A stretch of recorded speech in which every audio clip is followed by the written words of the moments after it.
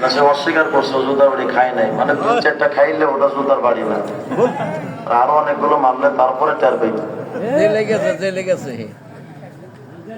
তারা তাদের পাওয়ার দিয়ে আমাদের কণ্ঠ স্তব্ধ করতে চায়। ও ভাবছিল আমি মনে হয় খুব ভদ্র মানুষ, আমি যে পিটাইতে উঠবো তা টের পাই না। আমার কথা ক্লিয়ার, এই বাংলাদেশের জমিন মুসলমানের জমিন, কোন দালালের জমিন নয়। মুসলমানদের সাথে যারাই টক্কর দিতে আসবে জুতা পিটা করে পিঠে চামড়া তুলে ফেলা হবে। জমিনটা কার? 10 বছরের রাজা, 20 বছরের সাজা, এই তো তোমাদের ক্ষমতা। আলেম ওলামারা তাদের পাওয়ার, তাদের সম্মান কোনোদিন কমে না, মৃত্যুর আগ পর্যন্ত থাকে। এটা সবার বোঝা উচিত। ক্ষমতা পাইলেই লাফালাফি করা উচিত না, ক্ষমতাকে সঠিক কাজে ব্যবহার করাটাই বুদ্ধিমানের কাজ। আজকে যারা ভাবতেছেন পুলিশ আমাদের সাথে, র্যাব আমাদের সাথে, আরে বাপরে বাপ, আমাদের পাওয়ার কি? যে পুলিশ আজকে আপনাকে প্রোটেকশন দিবে, কালকে ওই পুলিশ তোমার পাছাই পিটাবে। আলেম ওলামাদের সম্মান আজীবনের জন্য দিয়েছেন কে? আল্লাহ ওয়াদা দিয়েছেন, ইয়ারফাইল্লাহুল্লাযীনা আমানু মিনকুম ওয়াল্লাযীনা উতুল ইলমা দারাজাত। আলেম ওলামার সম্মান আল্লাহ বলেন দারাজাত শব্দ বলেছেন, জমার সিগা, মানে এটার সীমা রেখা নাই। আল্লাহ এতটা সম্মান দেন। প্রসঙ্গক্রমে কথা আসছে, আমার আলোচ্য বিষয় নয়। চন্দরে যখন ঢুকতেছিলাম, যখন দাওয়াত রাখি, তখন আমার মাথায় আসেনি এটা, যে এটাই সেই সানোয়ারের এলাকা। সানোয়াররা যদি জানোয়ার হয়ে যায় তাহলে সমস্যা। সানোয়ার সানোয়ারের মতো থাকা উচিত, জানোয়ার হলেই জুতা বাটা। আল্লাহ আমাদের হৃদায়াত দান করেন, আমিন বলেন। পবিত্র কালামে পাক থেকে একটা আয়াত আমি আপনাদের সামনে তেলাওয়াত করেছি। প্রায় 10 লক্ষ হাদিসের ভান্ডার থেকে কয়েকটি আহাদিসে নববিয়ার সামনে এনে একটি সারাংশ আলোচনা আপনাদের জেহেনে দেওয়ার চেষ্টা করবো ইনশাআল্লাহ। তবে আলোচনার শুরুতে আমি আপনাদেরকে একটি অনুরোধ করতে চাই, এটাকে মাহফিল মনে না করে বাস একটা কোরআন সুন্নাহর ক্লাস মনে করেন, যে আমরা কোনো ক্লাসে বসেছি, যদি কিছু আমলি সবক পাওয়া যায় ব্যাস ওটা মাথার মধ্যে গেঁথে নিব, ওই অনুযায়ী আমল করবো ইনশাআল্লাহ। আল্লাহ আমার ভাইদেরকে তৌফিক দান করেন, আমিন।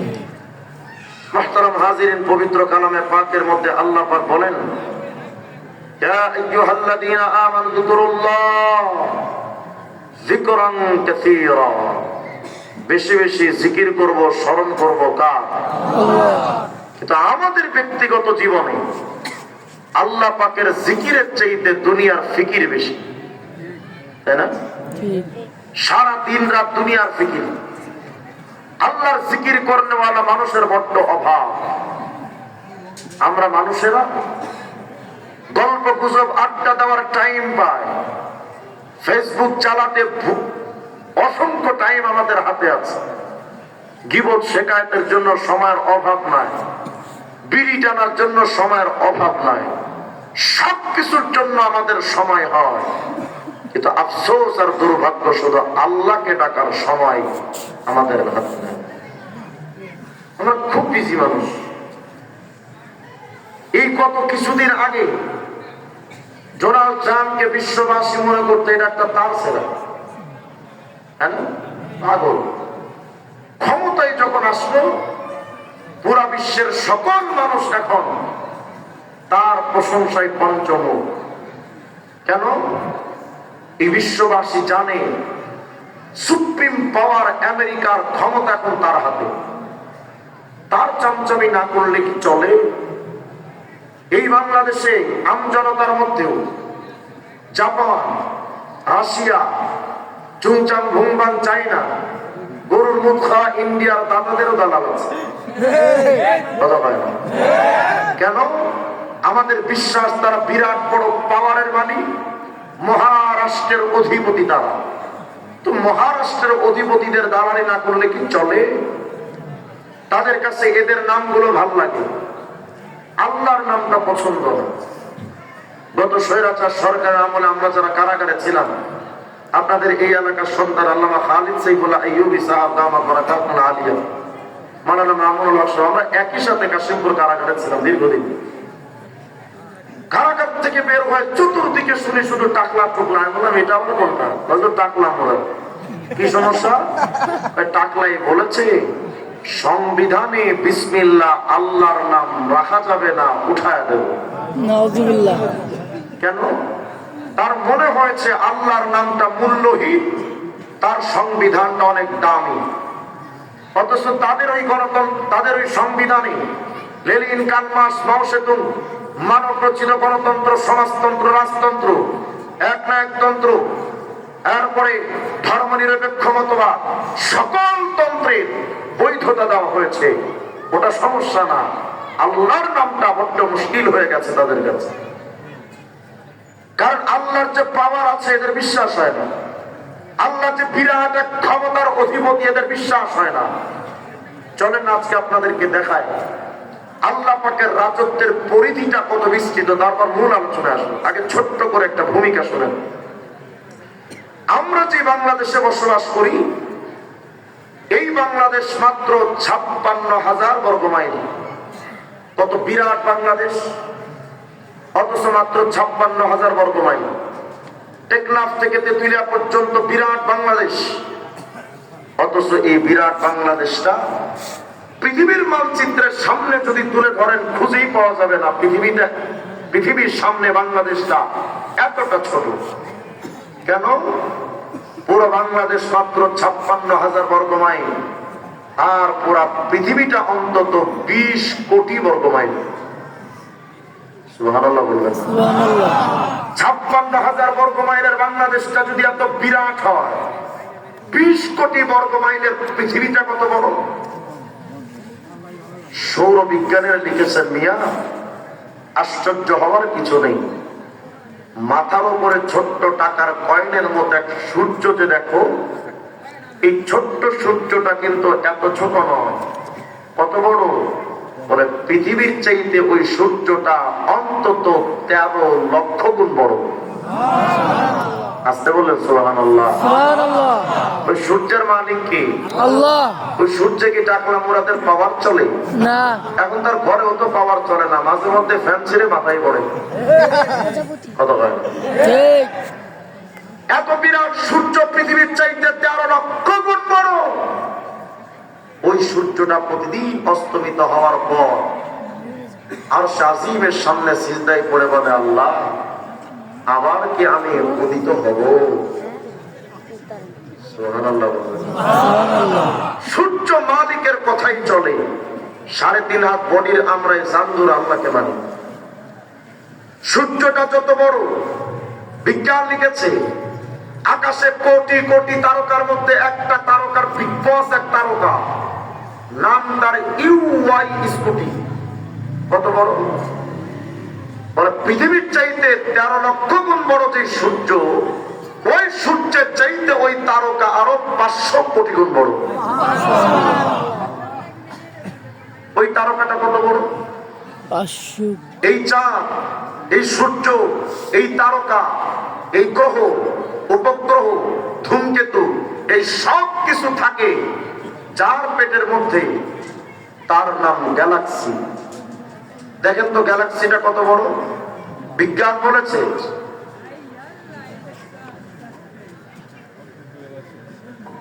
বিজ্ঞান বলে একটা গ্যালাক্সির পেট এত বড়, শুধু একটা গ্যালাক্সির পেটের মধ্যে পৃথিবীর চাইতে 13 লক্ষ গুণ বড় যে সূর্য, এমন সূর্য গ্যালাক্সির পেটে অন্তত 17,000 কোটি সূর্য আছে।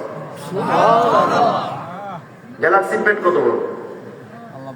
শুধু তাই নয়, ওই সূর্যের চাইতে 500 কোটি গুণ বড় যে তারকা, এমন বড় ছোট মাঝারি সব তারকা একটা গ্যালাক্সি, ওই গ্যালাক্সির পেটে কমপক্ষে তারকার সংখ্যা 1 লক্ষ থেকে 2 লক্ষ কোটি। সুবহানাল্লাহ। আসতে বলেন আপনারা। গ্যালাক্সির পেট কত বড়? মোটামুটি দেওয়ানবাগী বিশ্ববের পেটের মতো। আওয়াজ দিয়ে কোন আল্লাহু আকবার।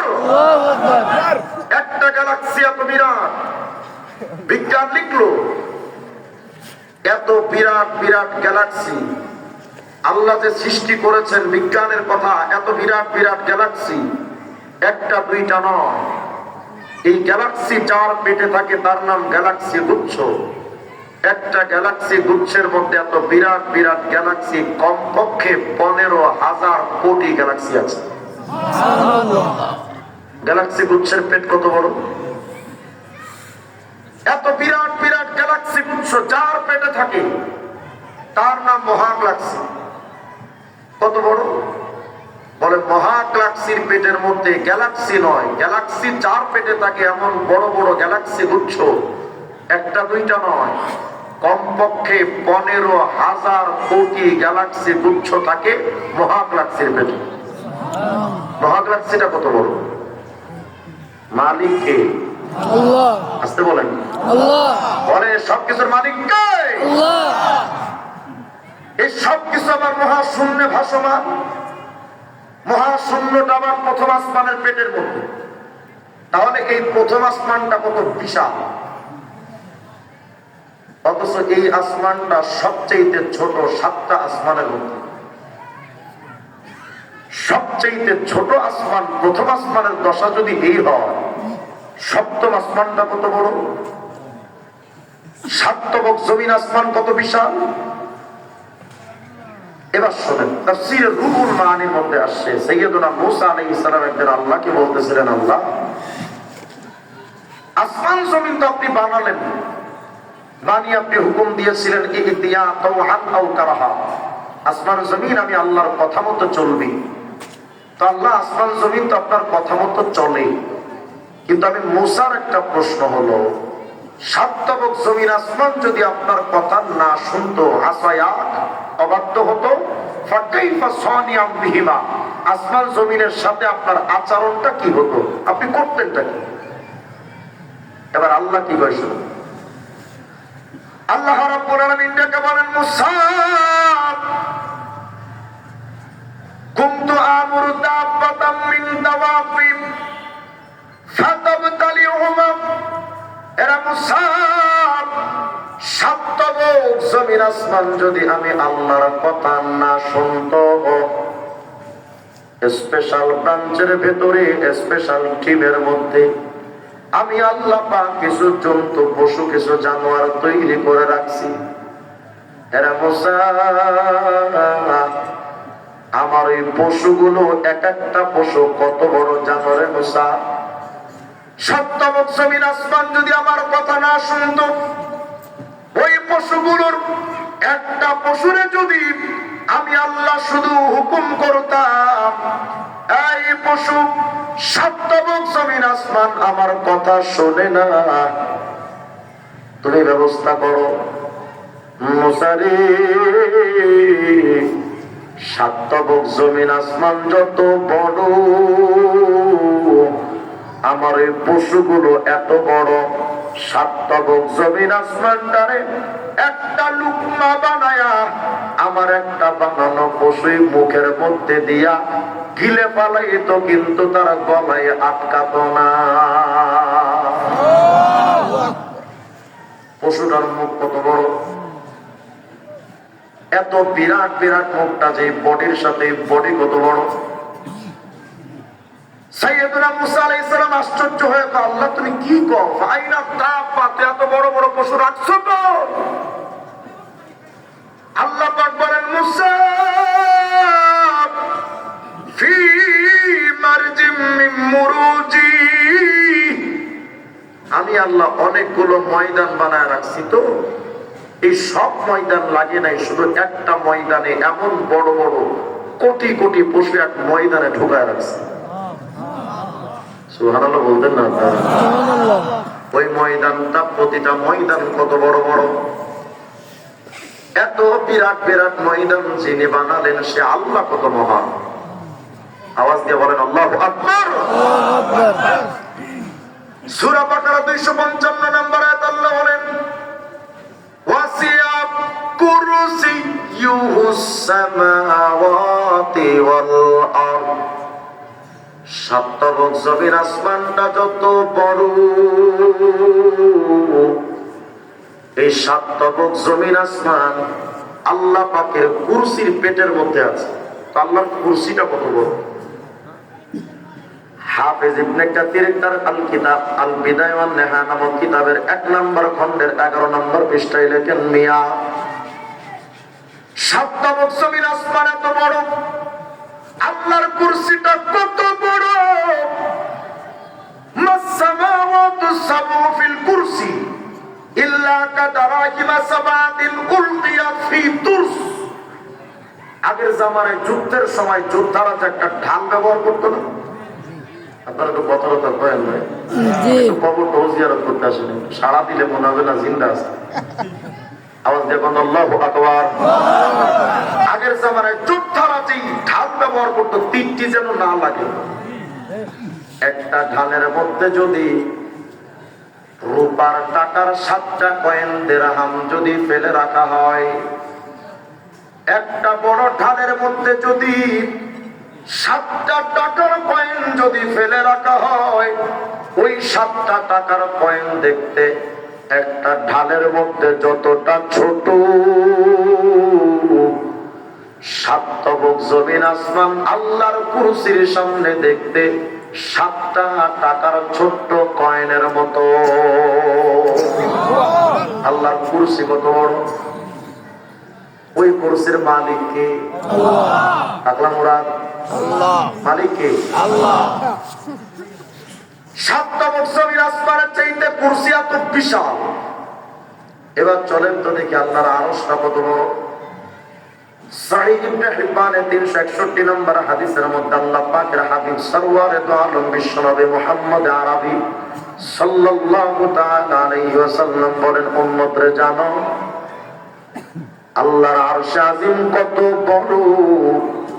মাসসামাওয়াতু সাবউ মাআল কুরসি ইল্লা কাহালকাতিন মুলকাত বিআরদিন ফালাত।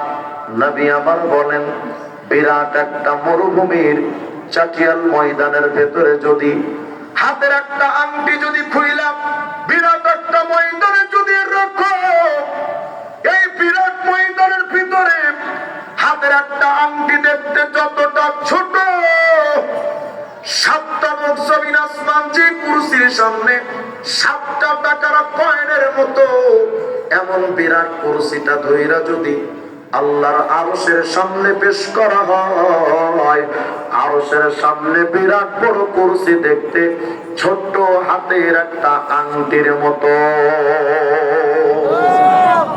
আল্লাহর আরশ কত বড়। ওই আরশের মালিক কে? ওই আল্লাহর নাম যদি বাংলাদেশের সংবিধানে না থাকে, তাহলে তো আল্লাহর বিরাট সমস্যা। আল্লাহর বিরাট ক্ষতি না? আরে কিসের ক্ষতি মিয়া? আমি তো বলি, যে সংবিধানে মদের আইন বৈধ রাখা হয়, যে সংবিধানে পতিতার আইনকে বৈধ রাখা হয়, যে সংবিধানে সুদের আইন বৈধ রাখা হয়, এমন নাপাক সংবিধানে আল্লাহর পবিত্র নাম মানায় না। আমার আল্লাহ কার সাথে কিসের তুলনা? ওই আল্লাহর নামটা তেরা নিতে চায় না।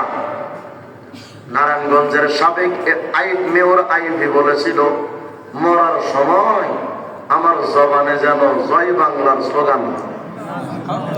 আমি বলেছিলাম আমিন, তোর কপালে এটাই হোক। বলেন জয় বাংলা না কালেমা? আসতে বলবেন জিকির হবে কার? কেন এই লম্বা ইতিহাস জানলাম? এবার শোনেন মূল কথা। তাফসীরে রুহুল মানি 10 নম্বর খণ্ডে 410 নম্বর পৃষ্ঠার মধ্যে আল্লাহর হাবিব বলেন,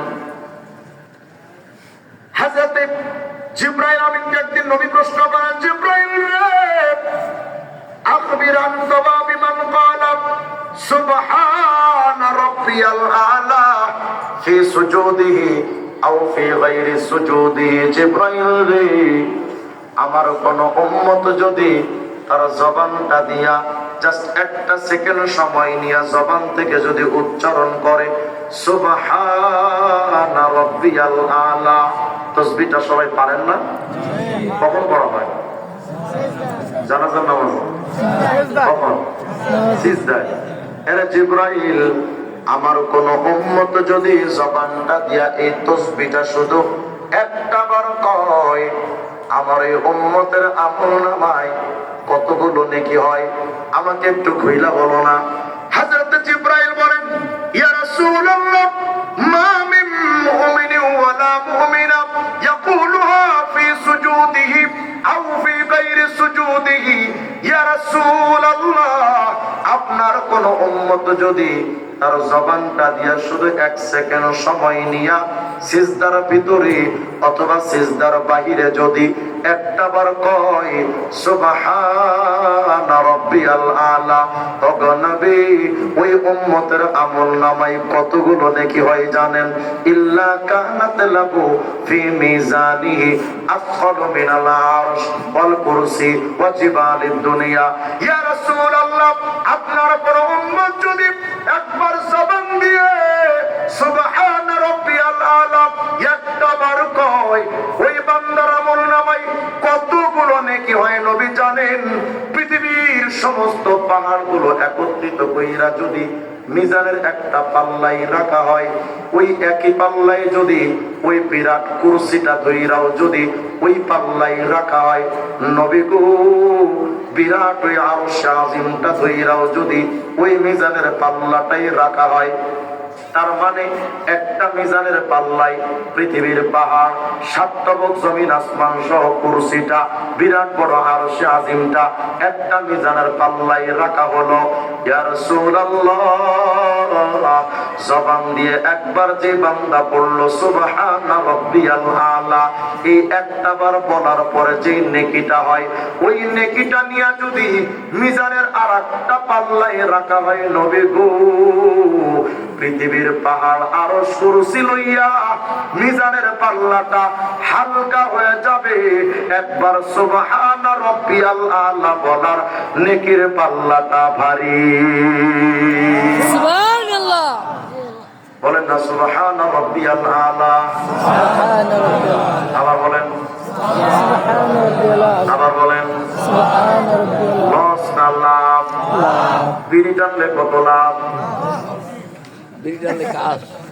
চায়ের দোকানে পয়সা পয়সা যে কি বোধ করেন, ও ভালো না, ও খারাপ, ও চোর, ও বাটপার, ও 2 নাম্বার, ও ধোকাবাজ, ও কোথার, ও ভাওতাবাজ, পয়সা পয়সা যে কি বোধ করেন, কত লাভ? লাভ।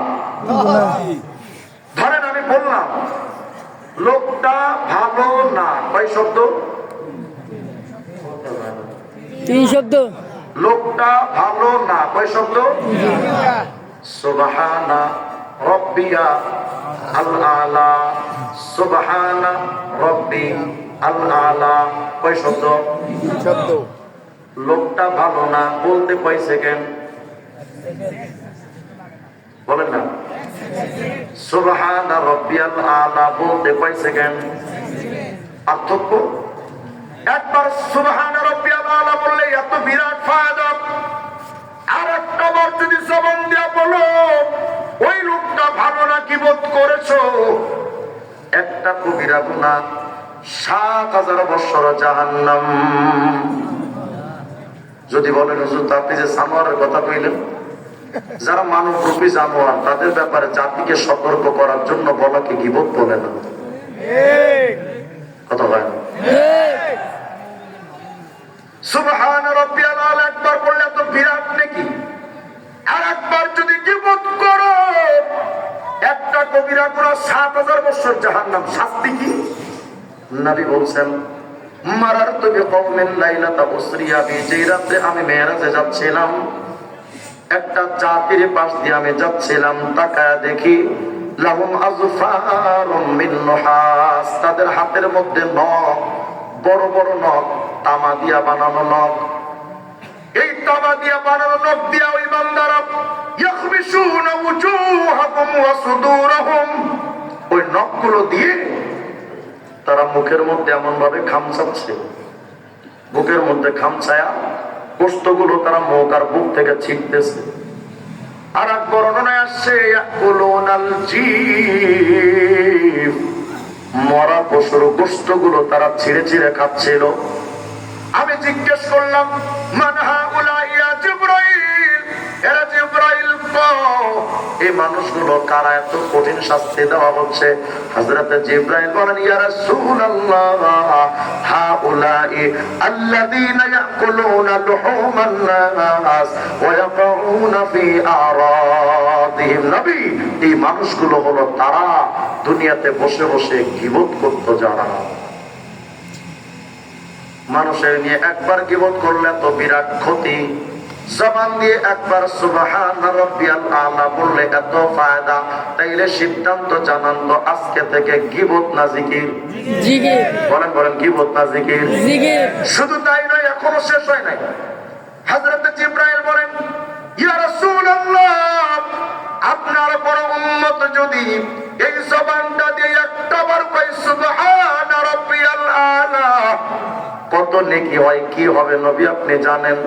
আপনারা তো দুনিয়ায় নেতাদের পেছনে সারা দিনের স্লোগান দেন, আমার নেতার কিছু হলে জ্বলবে আগুন ঘরে ঘরে, স্লোগান দেন না?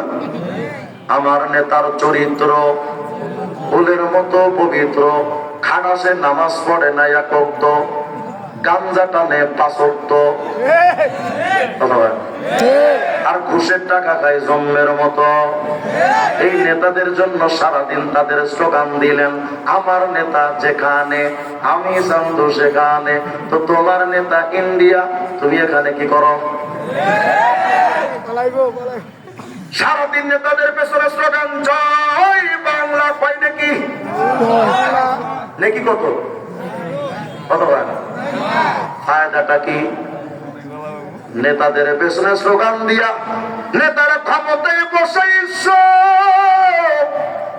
তোমার নেতা যখন এমপি হয়ে পার্লামেন্টে গেল, জাতীয় সংসদ অধিবেশনে দাঁড়ায় এই কথা বলবে, দেখবেন মাননীয় স্পিকার, চান্দর এলাকায় আমার একজন চামচা আছে, আমার জন্য জীবন যৌবন শেষ করে লাগছে, আমার জন্য অনেক কি অবশ্য খরচ করছি, এর মতো কোনো ভালো মানুষ হয় না, আজকে জাতীয় সংসদে দাঁড়িয়ে গভীর শ্রদ্ধা করে তাকে স্মরণ করছি।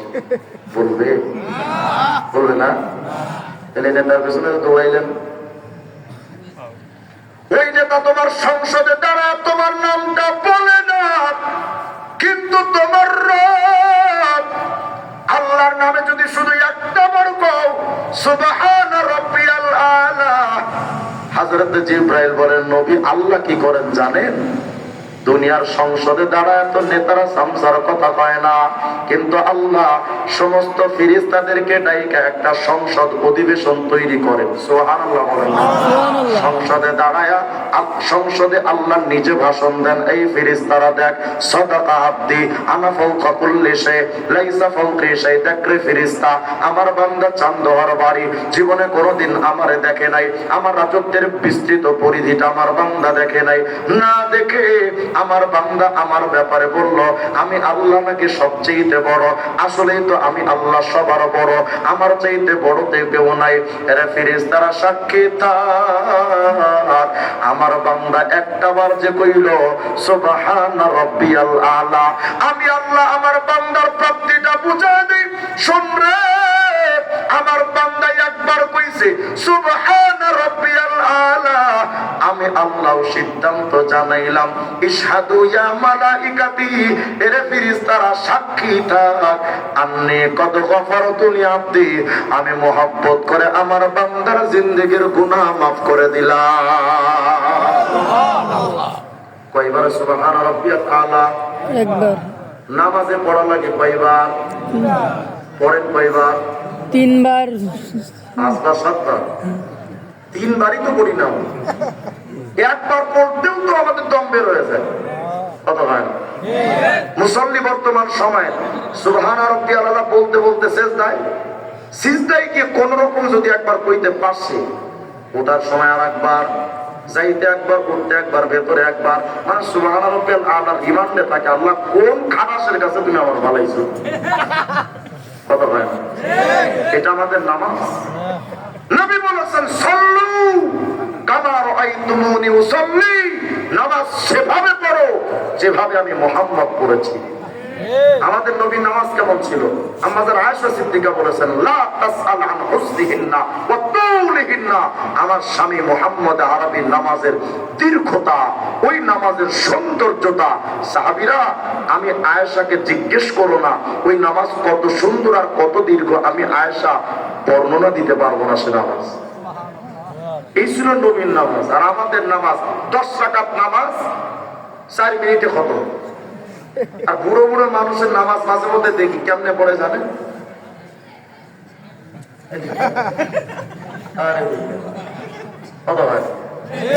আর কি যে পড়ে আল্লাহ ছাড়া। এটা কি বাংলা ভাষা না ইংলিশ ভাষা না হিন্দি ভাষা না চাইনা নাকি রোহিঙ্গা ভাষা আমি বুঝি না। আমার মুসল্লিকে একবার আমি বলছি, ভাই একটু একামত দেন তো। হে একামত দিতেছে, আল্লাহু আকবার আল্লাহু আকবার লা ইলাহা ইল্লাল্লাহ মুহাম্মাদুর রাসূলুল্লাহ ফাতকা মাতারিস সালাত ফাতকা মাতারিস। আস্তাগফিরুল্লাহ আল আযীম। চাইনা ভাষা জানে, ইংলিশ ভাষা জানে, হিন্দি ভাষা জানে, সব জানে, শুধুমাত্র কোরআন শরীফ জানে। কত হয়? অথচ এই নামাজ পড়া যেমন ফরজ, ওলামায়ে কেরাম স্টেজ ভরা আছেন, আমি ভুল ফতোয়া দিলাম, আমাকে স্টেজ থেকে নামায় দিয়ে। নামাজ পড়া যেমন ফরজে আইন, কোরআন তেলাওয়াত শেখা এবং কোরআন তেলাওয়াত করা তেমন ফরজে আইন।